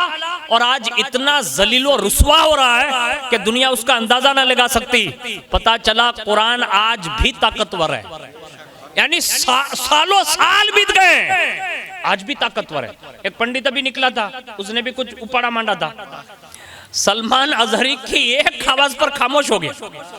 यानी ये सदियों के बाद हुजूर के गुलाम का एक जवान खाली आवाज लगा दे तो ये अपनी बिलों में छुप जाते हैं। मैंने कहा अगर हर मुसलमान कुरान का शहदाई हो जाए ना तो उन्हें हमें दावत देने की भी जरूरत नहीं, हमारा कुरानी किरदार देखकर ही वो कलमा पढ़ते नजर आएंगे। इसलिए कि गरीब नवाज चले थे ना, तो मैंने अगली नशिस्तों में सुनाया ना कि गरीब नवाज को देखते देखते 16 खानदान कलमा पढ़ते हैं। लेकर के आए थे सिर्फ कुरान। ये कुरान मजीद का मतलब एजाज है। इसी तरह आप हुजूर गौसे पाक रज़ी अल्लाह ताला अन्हु को सुन लें, जिससे ये आपको अंदाजा होगा कि हुजूर गौसे पाक रज़ी अल्लाह ताला अन्हु ने कुरान किस अंदाज में पढ़ा। और उस कुरान पढ़ने पर अल्लाह ने जो मकाम व मरातिब दिए ना, उसकी एक झलक अर्ज कर देता हूँ जिससे आपको ये अंदाजा होगा कि अल्लाह ने हुजूर गौसे पाक रज़ी अल्लाह ताला अन्हु को जिस उरूज और बुलंदी पर रखा है, कायनात में कोई वली हुजूर गौसे पाक के मद्दे मुकाबिल नहीं हो सकता। यहाँ तक कि हुजूर बदिउद्दीन जिंदा शामदार अलैहि रहमा अपने मलफूजात में फरमाते हैं कि दुनिया में 4 अफराद ऐसे हुए जो विलायत की दुनिया में यानी औलिया में, क्योंकि सहाबा और अइम्मा अहले बैत ये वराउल वरा की मंजिल पर फाइज है। और उसके बाद फिर ये मंजिल किसी को न दी गई, 4 बंदों को दी गई। उसमें सबसे पहली ये मंजिल हजरत ख्वाजा उवैस करनी को दी गई, दूसरी मंजिल हजरत सैयदना बहलुल दाना को दी गई, तीसरी मंजिल हजरत जुनैद बासफा को दी गई और चौथे नंबर पर ये मंजिल जो चैप्टर बंद हुआ ये हुजूर गौसुस सकलैन रज़ी अल्लाह ताला अन्हु को अता कर दी गई। इन चारों अफराद में भी वराउल वरा की मंजिल में हुजूर गौसे पाक सैयदुल अफराद की मंजिल पर फाइज है। इसको याद रखिएगा। ये मैंने एक खाली हुजूर बदिउद्दीन जिंदा शामदार का एक कॉल नकल कर दिया। अब आगे सुनिए। हुजूर गौसे पाक रज़ी अल्लाह ताला अन्हु के ज़माने में एक इमाम थे, अपने ज़माने के बड़े, उन्होंने ये बात लिखी है और वो तहरीर फरमाते कि इमाम याफ़ई हज़रत सैयदना गौसुल आज़म दस्तगीर रज़ी अल्लाह ताला अन्हु के बहुत चहीते थे। उनकी सनद से वो रिवायत खुद लिखते हैं कि हुजूर गौसे पाक के ज़माने में एक शेख ने अपने असहाब के दरमियान हुजूर गौसे पाक रज़ी अल्लाह ताला अन्हु को छोड़कर यानी एक ऐलान कर दिया। और वो ऐलान जब हुआ ना तो उस ऐलान पर उसी मजमे में एक बंदा हुजूर गौसुस सकलैन का मुरीद बैठा हुआ है। उसने जब ये ऐलान सुना ना तो फौरन खड़ा हो गया और उसने कहा हजरत आप जो दावा कर रहे हैं ना, मैं उस दावे को मतलब रोक रहा हूं। आप अगर अपनी बुलंदी में इतने आगे हैं तो मेरा शेख तो बहुत बुलंद है, आप आइए मुझसे ही मुकाबला करके देख लीजिए। अब ये कादरी गुलाम है, हुजूर गौसे पाक से निस्बत सिर्फ हासिल है, वो खड़े हो गए और गुदड़ी जो थी ना उसको निकाल के फेंक दी। अब जब पीर साहब के सामने मुरीदों के मजमे में पीर साहब की मुखालिफत में कोई बंदा खड़ा हो तो क्या नहीं होगा। फौरन मुरीद जो थे ना वो पनप गए मतलब और खड़े हो गए, और जैसे उसकी तरफ बढ़ना चाहा तो वो शेख ने कहा रुको। कहा क्यों? कहा मैं इसके रोंगटे रोंगटे में देख रहा हूं कि अल्लाह के नूर की शुआएं निकल रही है। ये जो पावर बता रहा है इसका मतलब यह है कि इसका कनेक्शन किसी बड़े से है, यानी ये पावर बता रहा। इसको कुछ करना नहीं, उसको करीब ले आओ। करीब किया, उससे बातचीत की तो कहा आप अपनी पीर की फजीलत में क्या कहते हैं? तो कहा आपने जो दावा किया ना वो आपका दावा गलत है, आपने जो दावा किया ना उस मंजिल पर मेरा पीर फाइज है। अब जैसे ही ये सुना ना तो कहा अब उस पर दलाइल। तो कहा ठीक है मैं देने के लिए तैयार हूं, आप खुद अपने बंदों को मेरे साथ भेजे मेरे पीर की बारगाह में, मेरे पीर की बारगाह से गवाही आएगी। तो कहा ठीक है। तो कहा अपनी गुदड़ी जो उतारी ना वो पहन ले।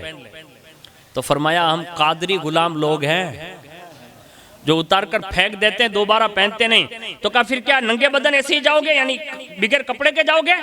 तो फरमाया नहीं। वहीं से ऐसा हाथ लंबा किया, कोसों मील दूर रहते थे वहां, घर से अपनी बीवी को आवाज दी और कहा मेरी वो चादर ला, गुदड़ी ला। उनकी बीवी ने वहीं से गुदड़ी अंबा दी, यानी जिसका पावर ये हो कि वहीं मजमे में बैठे बैठे गुदड़ी ले रहे हैं। सब देख रहे थे और फिर उन्होंने वो गुदड़ी ज़ेबे तन फरमाई। अब जब ये लोग वहां से निकले, कहां से? ये शेख की बारगाह से। वहां सामने हुजूर गौसे पाक रज़ी अल्लाह ताला अन्हु को कहने के लिए निकले। वो शेख ने ये सिखाया था, कहा उनसे कहना कि मैं 40 साल से मंजिले दरकात में होता हूं। किन्होंने कहा? ये शेख ने। लेकिन मैंने वहां कभी आपको देखा नहीं है। ये कहकर अपने 4 मुरीदों को इस मुरीद के साथ भेजा गौसे पाक की बारगाह में बगदाद शरीफ के लिए।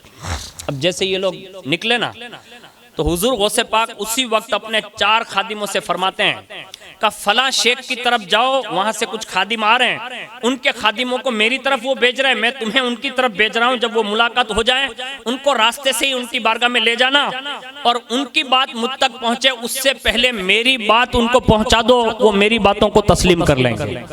यानी हुजूर गौसे पाक ने पेशकश की। और उसके बाद जैसे वो लोग आपस में मिले, हुजूर गौसे पाक की बारगाह में से जो खादिम आए थे उन 5 को लेकर ये शेख की बारगाह में आ गए। और सबसे पहले आते ही उन्होंने ये कहा कि हमारे शेख सैयदना अब्दुल कादिर जिलानी ने आपको सलाम भेजा है। सलाम किया।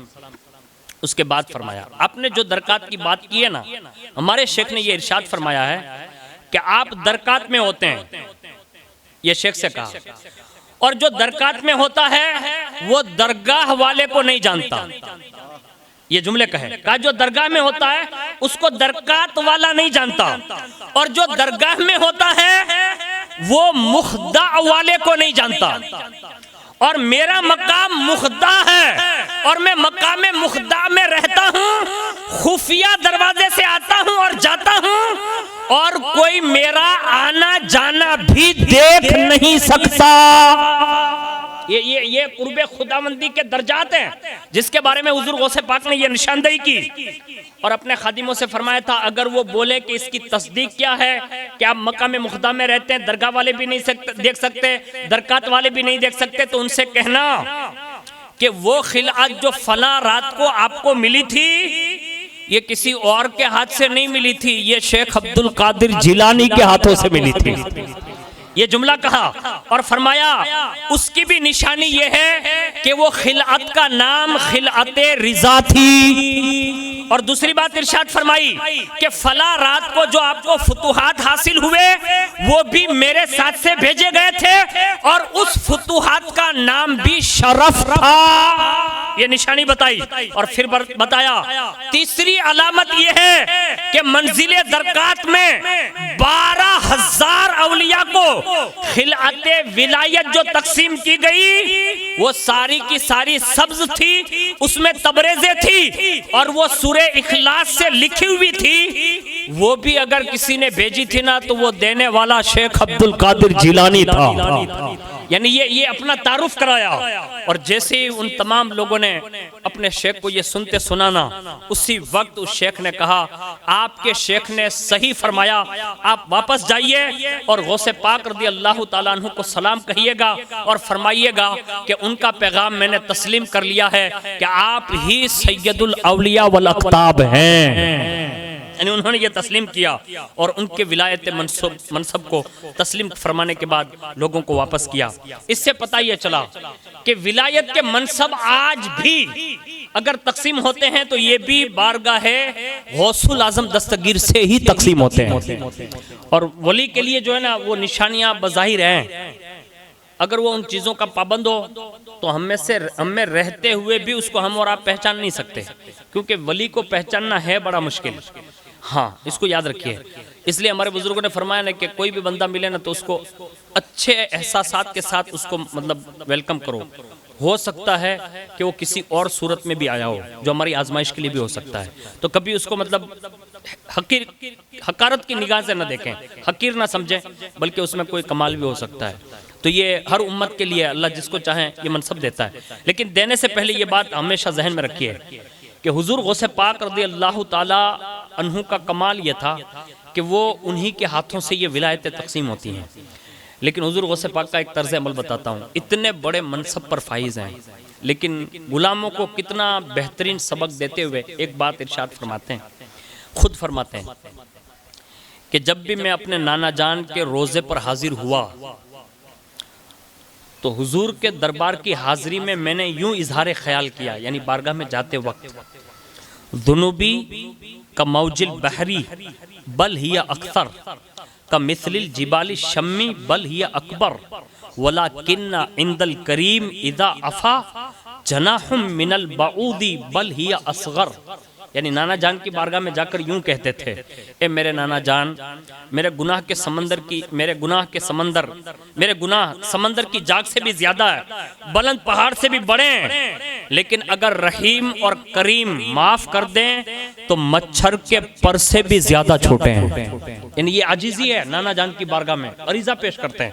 आगे फरमाते हैं, जब हुजूर के हुजरे के करीब पहुंचते यानी जालियो मुबारक के सामने पहुंचते तो फिर यूं कहते, फी हालतिल बौदी रूही उर्सिलुहा तुकब्बिलुल अर्दा अन्नी वहिया नाइबती वहादिही नौबतुल इशबाह कद हदरतु फमदुद यमीनका कई तहदा बिहा शफती। फरमाया नाना जान, हमेशा आपने शफकत फरमाई कि मेरी रूह को आपके दर की हाजिरी का शर्फ अता फरमाया।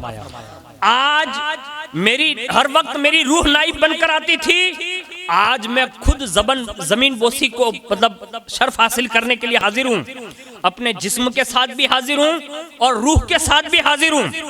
अजराहे करम ऐसा करम फरमा दें कि आप अपना दस्ते अक़दस बाहर निकालें ताकि शेख अब्दुल कादिर जिलानी आपके दस्ते अक़दस को बोसा दे लें। जब इतना अर्ज करते तो रावी लिखते हैं कि उसी वक्त हुजूर अपने दोनों हाथ जाहिर फरमाते, यानी दोनों दस्ते अक़दस बाहर आते और हुजूर गौसे पाक बड़े अदब से मुसाफा करते और हुजूर के हाथ अपने सरों पर रखवाते। यानी हुजूर के हाथ अपने सरों पर जाहिर में बाकायदा रखवाते। ये मैंने एक बात अर्ज कर दी जो हुजूर के दरबार की हाजिरी के हवाले से, वरना हुजूर गौसे पाक की शान ये है कि हजरत जलालुद्दीन बुखारी अलैहि रहमा जो सिलसिला बुखारिया के बहुत बड़े बुजुर्ग हैं, उनके हवाले से ये बात मिलती है कि उनको दरबार रसूल की मकाम हुजूरी अगर किसी के निस्बत की वजह से मिली है तो वो खुद बयान करते हैं कि मैंने अब्दुल्ला याफी से मुराकबा जो सिलसिला कादरिया में होता है उसको मैंने अपनाया और मुझे जब वहाँ तक रसाई हुई ना तो हुजूर के दरबार तक अंदर जाने की इजाज़त नहीं थी, लेकिन वहाँ एक शेख आते थे, बिला रोक टोक वो जाते थे और आते थे, उन्हें कोई रोकता नहीं था। एक दिन मैंने भी सोचा कि मैं उनके साथ चला जाऊं तो मुझे रोक दिया गया और कहा, सैयद सबको अंदर जाने की इजाज़त नहीं है, यही एक ज़ात है जिसको बार बार आने जाने की इजाज़त है।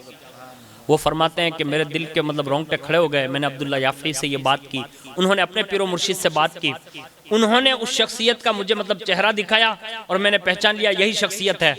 तो कहा जाओ, मैंने उनकी बारगाह में अर्जी कर दी है, कल मुराकबा करोगे ना वो शख्सियत आएगी, अर्जी करने से पहले ही वो तुम्हारा हाथ थामकर तुम्हें हुजूर तक पहुंचा देंगे।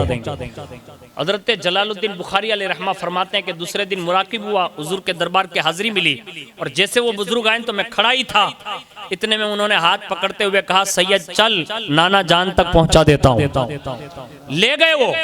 और जब दूसरे दिन वो अब्दुल्ला याफी के पास और उनके पीरो मुर्शिद के पास जाकर कहा ना कि आज हाजिरी लगवा दी है उस बुजुर्ग ने, फरमाया पहचानते वो कौन है? कहा नहीं। कहा दुनिया उसी को शेख अब्दुल कादिर जिलानी कहती है।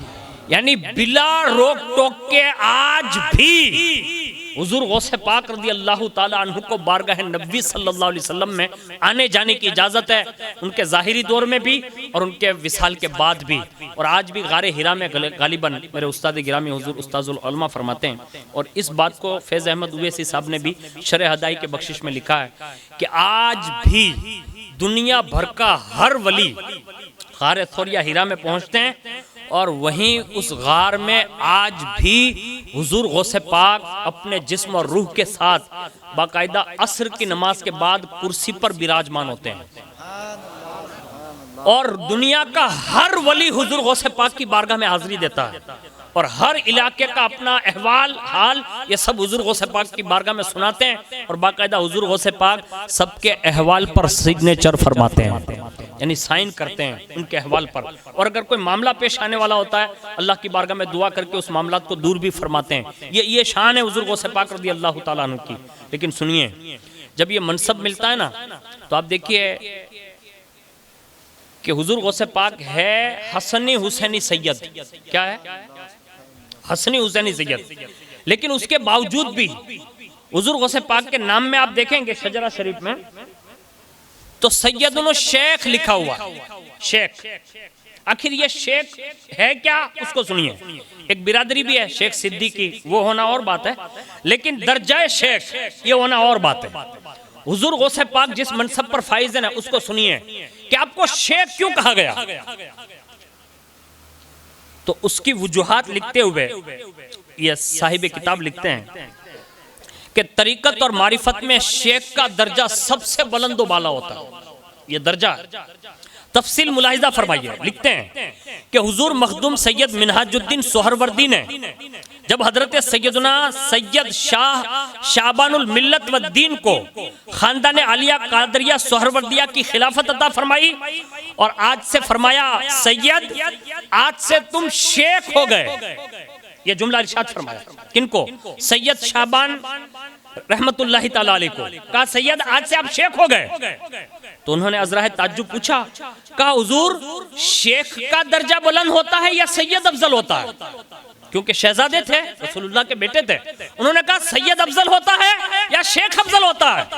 उस जमाने के लोग भी बड़े कितने हसास मंद थे, कितना बेहतरीन जवाब दिया। इरशाद फरमाया सैयदजादे नसब के एतबार से सैयद शेख से बड़ा होता है, सैयद शेख से बड़ा होता है, यानी शेख बड़ा दर्जा नहीं है, नस्बी हैसियत से सैयद बड़ा होता है। लेकिन जब राह तरीकत में कदम रखो और मारिफत के दर्जे में जब शेख के दर्जे पर पहुंच जाओ तो फिर दर्जाए शेख बड़ा होता है। इसलिए शहजादों में जिसको खिलाफत बाप दादा की दी जाती है ना, आप उसको देखिए खानदान में उसका बड़ा रुतबा होता है, यानी वो बड़ा बड़ा कहलाया जाता है पूरे खानदान में। सारे उसके भाई भी होते हैं, चचा भी होता है, बड़े अब्बा भी होते हैं, सब बड़े होते हैं। लेकिन उसके बावजूद भी मान ये सज्जादा नशीन को दिया जाता है, क्योंकि अब वो शेख की मंजिल पर फाइज होता है, ये उसको तस्वुर दिया जाता है। उसकी एक मिसाल और समझा दूं ताकि आपके लिए और आसान हो जाए। करबला के मैदान में इमाम ज़ैनुल आबिदीन को सीने से लगाकर इमाम हुसैन ने कहा, बेटे ज़ैनुल आबिदीन आज से तू विलायत कुबरा पर फाइज है, जिसको गौसियत कुबरा कहा गया। कहा आज से तू मुतलकन गौसियत कुबरा का मतलब ये इमाम है। और जब मदीना शरीफ वापस पलटे तो हजरत मोहम्मद बिन हनफिया बक़ैदे हयात हैं। और मोहम्मद बिन हनफिया कौन है? ये मौला अली के बेटे हैं, यानी इमाम ज़ैनुल आबिदीन के चचा लगे, इमाम हुसैन के सगे भाई है मौला अली की निस्बत की वजह से, यानी बाबा दोनों के एक हैं। अब इमाम ज़ैनुल आबिदीन से कहा कि वो तबरुकात जो करबला में दिए ना वो सारे मुझे सौंपो। मौलाए कायनात के इमाम हसन पाक के इमाम हुसैन पाक के तीनों के सारे तबरुकात मुझे दे दो, क्योंकि मैं मौलाए कायनात का बेटा हूँ। तो इमाम ज़ैनुल आबिदीन ने अर्ज़ किया कि मेरे बाबा ने मुझे ये कहा कि बेटा इमाम ज़ैनुल आबिदीन आज से तू इमाम है। यानी शेख के उस आला दर्जे पर उनको फाइज किया गया गौसियत कुबरा पर। और ये गौसियत कुबरा जो है ना वो मुतलका सिर्फ अइम्मा अहले बैत जो है ना, ये पूरा तसलसल है उसका, इसी में लिखा हुआ है कि ये सबको नहीं मिलता, ये खास लोगों का इंतखाब है। तो कहा वो तो मुझे दिया। तो कहा बेटा आप है इमाम हुसैन के बेटे और मैं अलीजुल मुर्तदा का बेटा हूं, यानी बाप की हैसियत से मैं तुझसे अफजल हूं। तो कहो चाचा बात तो सही है, लेकिन ये चीज मुझे दी गई है, मेरे बाबा ने मुझे दे दी है। अब अगर आप फैसला करवाना किसी से चाहें तो आप करवा लें। तो कहा बेटा बनु हाशिम के बेटों का फैसला कौन करे, यानी कौन किसके पास जाएंगे। तो इमाम ज़ैनुल आबिदीन ने बीच वाला रास्ता निकाला और अर्ज किया, कहा चाचा एक काम करते हैं, अपने दोनों मिलके हजरे अस्वद से फैसला कराते हैं। ये खानदान रसूल की रीत है। अगर इंसान कोई होता तो किसी तरफ माइल हो जाता है ना। तो कहा किसी से फैसला नहीं कराते, हजरे अस्वद से कराते, यानी जन्नती लोग जन्नती हजर से फैसला करवाने गए। यही है ना, जन्नती लोग हैं, जन्नती पत्थर है, हजरे अस्वद जो काबे में नसब है। तो इमाम मोहम्मद बिन हनफी इमाम ज़ैनुल आबिदीन ने कहा चलिए, गए हरम में पहुंचे, बाकायदा हजरे अस्वद के सामने पहुंच गए। तो कहा चाचा आप पूछिए इनसे कि इन अमानतों का अमीन कौन है, यानी इसको संभालने के लिए किसकी जिम्मेदारी है। अल्लाह अकबर।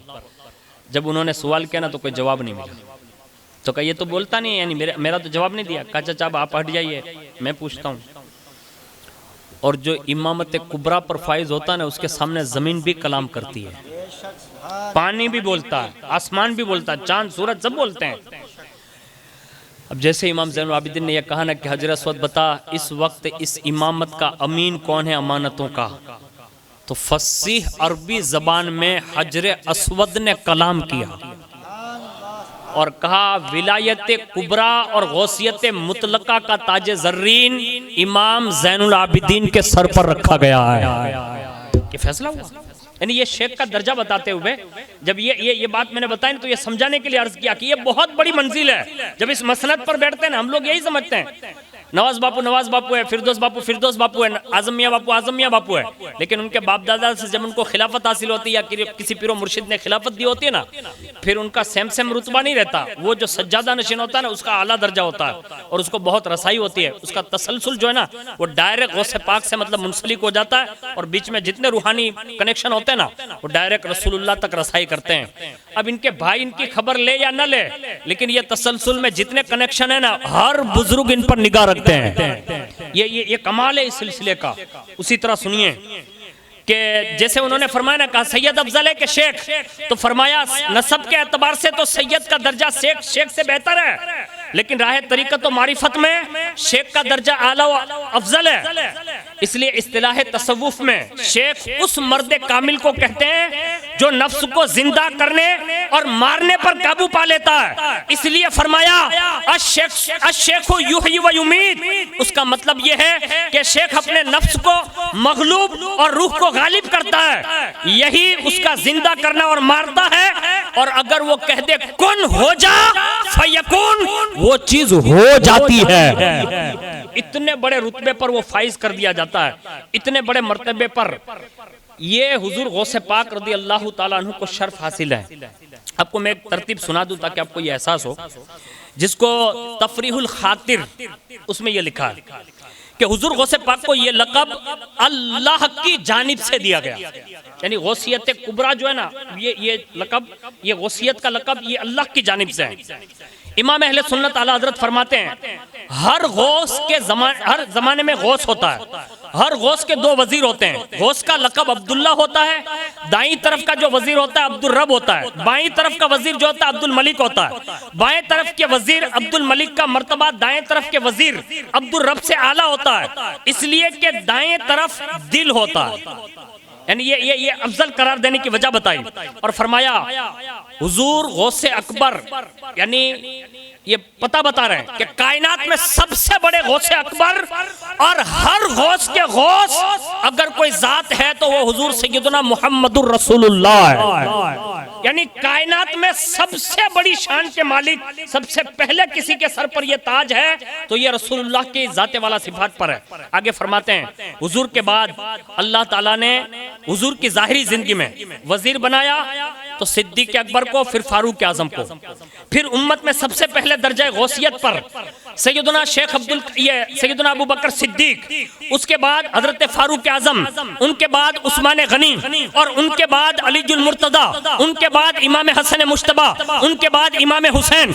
उनके बाद इमाम ज़ैनुल आबिदीन, उसके बाद इमाम मोहम्मद बाकिर, उनके बाद इमाम जाफर सादिक, उनके बाद मूसा काजिम, उनके बाद इमाम अली रजा, उनके बाद इमाम तकी मोहम्मद तकी, उनके बाद इमाम अली नकी, उनके बाद इमाम हसन अस्करी। ये सब गौसियत कुबरा पर फाइज हुए और इमाम हसन अस्करी के बाद ये मनसब किसी को न दिया गया बल्कि मुस्तकिल तौर पर अल्लाह ने गौसुल आजम दस्तगीर को ये मनसब अता फरमा दिया। यानी ये सिद्दीकियत, अदालत, सखावत, शुजाअत और 12 इम्मा का फैज का वो ताजे ज़र्रीन अगर इस वक्त भी किसी के सर पर है, दुनिया उसे 11वीं वाले सरकार गौसुल आजम दस्तगीर का नाम देती है। ये सबका फैजान यकसा तौर पर आज भी दरबार कादरियत से बट रहा है। अब बड़े खुशनसीब है, मैं जिस शहर में रहता हूँ ना वहाँ कादरी महल्ला है अल्हम्दुलिल्लाह। वहाँ हुजूर सैयद शाह बाबा रहमतुल्लाहि ताला अलैह 450 साल से विराजमान है। उनके शहजादे, इनके वालिद हुजूर सैयदी सरकार मुश्ताक बापू कादरी रहमतुल्लाहि ताला अलैह, उन्होंने राजकोट में एक अरसा बिताया। उनके 4 महकते हुए फूल वो छोड़ कर गए हैं और वो आज भी आपके दरमियान रहते हैं। कादरी निस्बतें जोड़नी और इन शहजादों से वाबस्ता रहें। अल्लाह से उम्मीद करें कि गौसे पाक के बेटों से जुड़कर रहोगे ना, ईमान भी सलामत रहेगा, अकीदा भी सलामत रहेगा। और गौसे पाक फरमाते जो कादरी हो ना उस वक्त तक मरने नहीं दूंगा जब तक के तौबा ना कर ले। यानी अल्लाह मौत नहीं देता, ये निस्बत कादरियत है। तो ये शहजादों से जुड़कर अपनी ज़िंदगी बिताइए और उनके साथ अच्छे अखलाक और अच्छे सलूक के साथ पेश आते हुए हुज़ूर गौसे पाक का कुर्ब हासिल कर एक बेहतरीन ज़रिया होता है। मैंने चंद बातें बतौर निस्बत गौसे आज़म मैंने ये बातें अर्ज़ कर दी है। आज 11वीं शब भी है। अल्लाह ताला से दुआ करता हूँ अल्लाह ताला मेरी आपकी सबकी हाज़िरी को कबूल फरमाएँ और हुज़ूर गौसे पाक रज़ी अल्लाह ताला अन्हु के सदक़े में अल्लाह हमारी आपकी सबकी मग़फ़िरत फरमाएँ, हुज़ूर की सारी उम्मत की मग़फ़िरत फरमाएँ। बिलखुसूस जीते जी सच्चा और पक्का गुलाम कादरी बनकर ज़िंदगी गुजारने की तौफ़ीक़ अता फ़रमाएँ। और इमाम अहले सुन्नत के कौल के मुताबिक अर्ज़ करते हैं या इलाही कादरी कर, कादरी रख, कादरियों में उठा क़द्र अब्दुल कादिर कुदरत नुमा के वास्ते।